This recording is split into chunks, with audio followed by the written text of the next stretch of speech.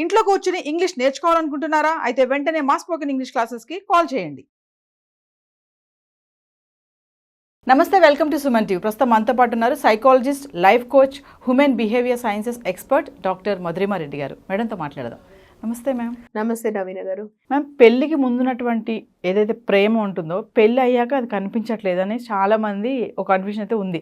అంటారు కదా, నువ్వు పెళ్లి ముందు నన్ను చాలా ఇష్టపడ్డావు, నన్ను అంత కేర్ తీసుకున్నావు, పెళ్ళి అయ్యాక నన్ను అంత పట్టించుకోవట్లేదు అంటూ ఉంటారు. ఎందుకు చేంజ్ అవుతుంది అంటారు ఆ లవ్ అనేది? అంటే ఫస్ట్ అండ్ ఫార్మోస్ట్ పెళ్ళికి ముందు ఒకరి పట్ల ఒకరికి చాలా ప్రేమ ఉంటుంది, చాలా ఇంపార్టెన్స్ ఉంటుంది ఒకరంటే ఒకరికి. ఎప్పుడెప్పుడు కలుద్దామా, ఎప్పుడెప్పుడు వీళ్ళకు ఎక్కడికైనా తీసుకెళ్దామా, ఇలాంటి చాలా కేరింగ్ ఉంటుంది పెళ్ళికి ముందు. మరి ఏమైనా ఫీల్ అవుతారేమో అనేసి అంత రెస్పెక్ట్ ఇస్తారు, అంత కేరింగ్ ఉంటుంది వాళ్ళకి, అంత టైం ఇస్తారు. పెళ్ళి అయిపోతూనే వాళ్ళలో వాళ్ళకి తెలియకుండానే వాళ్ళకి ఒకరొకరి పైన ఆ గ్రాంటెడ్నెస్ వస్తుంది. అంటే నా భార్యనే కదా, నా భర్తనే కదా అని ఒక టైప్ ఆఫ్ కేర్లెస్నెస్ వస్తుంది. ప్లస్ దాన్ని గ్రాంటెడ్నెస్గా ఉంటుంది, అంటే గ్రాంటెడ్గా తీసుకుంటారు. అంటే కొన్నిసార్లు వాళ్ళు నా భార్యనే కదా అర్థం చేసుకుంటుందని కూడా అనుకుంటారు, నా భర్తనే కదా అర్థం చేసుకుంటారు అని. అక్కడ నుంచి వాళ్ళకి మొదలవుతుంది తర్వాత. సో అక్కడ నుంచి తర్వాత రెస్పాన్సిబిలిటీస్ కూడా పెరుగుతాయి ఇద్దరిలో. అంటే పెళ్ళైన తర్వాత బాధ్యతలు పెరగడము, ఇంట్లో బాధ్యతలు, తర్వాత ఫైనాన్షియల్ బాధ్యతలు, అంటే ఇల్లు, తర్వాత సంసారం నడపడము, తర్వాత వాళ్ళకు లోన్స్ ఏమైనా ఉంటే అవి నడపడము. అంటే ఫస్ట్ నుంచి 31st వరకు ఆ ప్లానర్, ఫైనాన్షియల్వి, ఈఎంఐస్ ఏమైనా ఉంటే అవి కట్టడం, అవన్నీ మార్నింగ్ నుంచి వాళ్ళకు ఉంటుంది కదా ప్లానింగ్, ఇవన్నీ ఉండడం, బాధ్యతలు పెరగడం. ఇంకేమైనా వాళ్ళకు ఇంకా తల్లిదండ్రులవి అవన్నీ పంపించడం, ఏమైనా ఫైనాన్షియల్వి, అన్ని బాధ్యతలు పెరగడము. తర్వాత వర్క్లో బాధ్యతలు పెరగడము, ఆఫీస్లో వర్క్లో బాధ్యతలు ఉంటాయి. సో పెళ్లికి ముందు ఏంటంటే ఒట్టి వీళ్ళిద్దరే ఉండేవాళ్ళు. ఆ టైం అంతా వీకెండ్ టైం వీళ్ళిద్దరితోనే మాట్లాడడము ఇదే సరిపోయింది. మేబీ ఇవన్నీ డిస్కస్ చేసిండరు. మేబీ నా గర్ల్ ఫ్రెండ్ ఏమైనా అనుకుంటుందో, పెళ్లికి ముందు గర్ల్ ఫ్రెండ్గా ఉన్నప్పుడు ఒట్టి గర్ల్ ఫ్రెండ్ మాటలే ఉంటాయి. మూవీస్కి వెళ్ళడమా ఇవే ఉంటాయి. అంటే అప్పుడు కాన్షియస్గా ఉంటారు, ఈ టాపికే మాట్లాడదాం, వెళ్తే 2 అవర్స్లో ఇదే టాపిక్ మాట్లాడదాం, పెళ్లికి ముందు సినిమాల గురించి మాట్లాడదాం, ఐస్ క్రీమ్ గురించి మాట్లాడదాం, కాఫీ గురించి మాట్లాడదాం, లంచ్ డిన్నర్ గురించి. అంటే ఇంప్రెస్ చేయడానికి ఉంటారు పెళ్లికి ముందు. ఈ టైం అంతా నా బాయ్ ఫ్రెండ్ ఇంప్రెస్ చేద్దాం, నా గర్ల్ ఫ్రెండ్ ఇంప్రెస్ చేద్దాం, చిల్ అవుట్ టైం ఆ టైం. అంటే ఆ టైం అంతా రిఫ్రెషింగ్ చిల్ అవుట్ టైం అవుతుంది, రియాలిటీ రాదు చాలా. పెళ్లి తర్వాత అండర్ వన్ రూఫ్లో వచ్చిన తర్వాత రియాలిటీ అవుతుంది, నేకెడ్ అవుతాం మనము. Will be absolutely naked with each other లాగా అయిపోతారు వాళ్ళు. సో రియాలిటీకి వస్తారు వీళ్ళిద్దరు. రియాలిటీకి వచ్చినప్పుడు ఏమవుతుందంటే ట్రూత్ బయటకు వస్తుంది రియాలిటీలో. ఆ ట్రూత్లో ఏమవుతుందంటే వాళ్ళిద్దరు బాధ్యతలు అన్నీ బయటకు వచ్చినప్పుడు యాంగర్ వస్తుంది. తర్వాత third reason is anger and చిరాకు, ఇది అగ్రెసివ్నెస్, ఫ్రస్ట్రేషన్, ఇవన్నీ ఒకరి పట్ల ఒకరు పడుతుంటాయి. ఇద్దరు వర్కింగ్ అనుకోండి, అంటే ఒకరే వర్కింగ్ ఉంటే ఇంకొకరి పైనే వస్తాయి మొత్తం అంతా.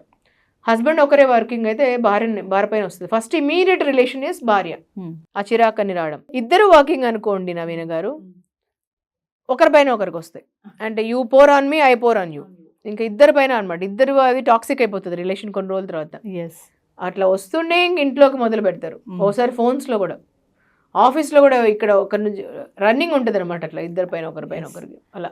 అంటే మీరు చెప్పారు కదా మేడం, ఇందాక ఒక మాట అన్నారు, అంటే అన్నెసరీగా మనం ఏం ఫీల్ అవ్వాల్సిన అవసరం లేదంటారా? చాలా మంది వైఫ్స్ అంటారు కదా, కనీసం తిన్నావా అని అడగడు, ఏమి అడగడు, పడుకుంటే ఎందుకు పడుకున్నావు, బాగాలేదని నీకు అడగని ఫీల్ అయిపోతూ ఉంటాం వైఫ్స్. అది ఎంతవరకు కరెక్ట్ అంటారు మరి ఆ మాటని? అంటే మీరే ఆలోచించండి, హస్బెండ్ వైఫ్ పెళ్లికి ముందు మీరు అంత బాగా ఎందుకు వింటారు? చిన్న చిన్నవి, అంటే ఏదో ఒక టైంలో రోజులు 24 గంటల్లో జస్ట్ ఒక చిన్న ఒక మెసేజ్. ఇన్ని ఈమోజీస్ ఉన్నాయి కదా, ఈమోజీస్తో పాటు ఒక్క మెసేజ్ పంపించండి, భోంచేసావా అని. ఏదో ఒక నువ్వు ఎంతనా బిజీగా ఉండని ఒక్క మెసేజ్, బాగున్నావా, భోంచేసావా, ఇంకేదన్నా ఒక చిన్నది ముద్దు ముచ్చట చిన్నది ఒక లైన్ పంపించండి చాలు. అంటే మీకు ఫుల్ డే అంతలో ఒక చిన్నది గుర్తొచ్చి అది పంపించండి చాలు, ఇంకంతే. మీ హస్బెండ్ కైనా వైఫ్ కైనా అది ఎంత రిఫ్రెషింగ్ వస్తుందంటే, మీరు ఆ రోజంతా తీసుకుపోయి సినిమాకి పిలిచిపోయో, ఎక్కడో మాల్కి తీసుకుపోయో అన్ని చేసేటివి అవసరం లేదు. చిన్న ఒక లైన్ పెట్టండి చాలు. మీరు ఆ ఎమోషనల్ కనెక్ట్ ఇంపార్టెంట్. ఇద్దరికి ఎక్కడైనా ఉండండి, మీరు ఎంత దూరంలో ఉన్నా ఆ చిన్న ఒక లైన్ మేక్స్ లాట్ ఆఫ్ మాట. ఒక్క మాట, భోంచేసావా, ఆ టైంలో ఏం చేస్తున్నావు, ఇంకేదో ఒక చిన్న మాట. అంటే ఆ కనెక్టింగ్ ఈజ్ ఇంపార్టెంట్. కానీ కొంతమంది భర్తలు అంటారు మేడం, ఆ టైంలో ఎంతసేపు నీ చుట్టూ తిరగాల, నాకు పనులు ఉండవా అని విసుక్కుంటా కూడా ఉంటారు కదా ఇలా అడిగినప్పుడు. అది ఎంతవరకు కరెక్ట్ అంటారు? అంటే ఏం చుట్టూ తిరగాల్సిన అవసరం లేదు, ఏం చేయాల్సిన అవసరం లేదు, కానీ ఆ కనెక్టింగ్ ఈజ్ ఇంపార్టెంట్. ఆ కనెక్ట్ అనేది ఉంటే ఇంకేం అవసరం ఉండదు మిగతావి. ఇంకొకటి ఏంటంటే మేడం, మనం అనుకున్న టాపిక్ పెళ్లికి ముందు ప్రేమ బాగుంది, పెళ్ళి తగ్గిపోయింది అని అంటా ఉంటారు కదా. అంటే అలా అనుకోవాల్సిన అవసరం లేదా, నిజంగా చేంజ్ అవుతుంది? అదొక ఏమంటారంటే రూల్ అంటారు, ఇంకా అది పెళ్లికి ముందు అలా ఉంటుంది, పెళ్ళి అయ్యాక బాధ్యతలు అంటున్నారు, ఇవన్నీ అంటున్నారు కదా. సో ఇలానే ఉంటుంది రిలేషన్షిప్ అనేది, అడ్జస్ట్ అయిపోతూ అలా వెళ్ళిపోవాలి ఏమంటారా, అది భార్యాభర్తల చేతిలోనే ఉంటుంది. వాళ్ళు ఎలా మర్చుకోవాలనుకుంటారో, ఎలా వాళ్ళు మౌల్డ్ చేసుకోవాలనుకుంటారో అలా ఉంటుంది. భార్య కానీ భర్త కానీ వాళ్ళు ఎలా అనుకుంటారో, వాళ్ళు ఎలా ఉండాలి మా రిలేషన్షిప్ అనుకుంటారో అలా వాళ్ళిద్దరు కన్వర్సేషనల్ కమ్యూనికేషన్ అన్నాను కదా, ఎవ్రీడే 1 hour టైం స్పెండ్ చేసి వాళ్ళు ఎలా ఉండాలనుకుంటారు మా రిలేషన్షిప్ అలా మార్చుకోవచ్చు వాళ్ళు. అందుకే వాళ్ళిద్దరి మధ్యలో అన్నిటికంటే అమూల్యమైన రిలేషన్షిప్ ఫ్రెండ్షిప్ రిలేషన్షిప్ ఉండాలి. ఆ ఫ్రెండ్షిప్ లో ఏంటంటే వాళ్ళిద్దరూ ఇలా ఉండాలి, మనం అలా మాట్లాడుకోవచ్చు వాళ్ళు. అందుకే 1 hour టైం ఇవ్వాలి ఒకరికొకరికి. ఫస్ట్ చేయాల్సింది ఏంటి, రెస్పెక్ట్ ఇవ్వాలి. ఆ రెస్పెక్ట్ లో నాకు ఇది ఇంపార్టెంట్ అదే డిస్కస్ చేయాలి దాంట్లో. ఇవన్నీ స్టార్ట్ చేసుకోవాలి వాళ్ళు.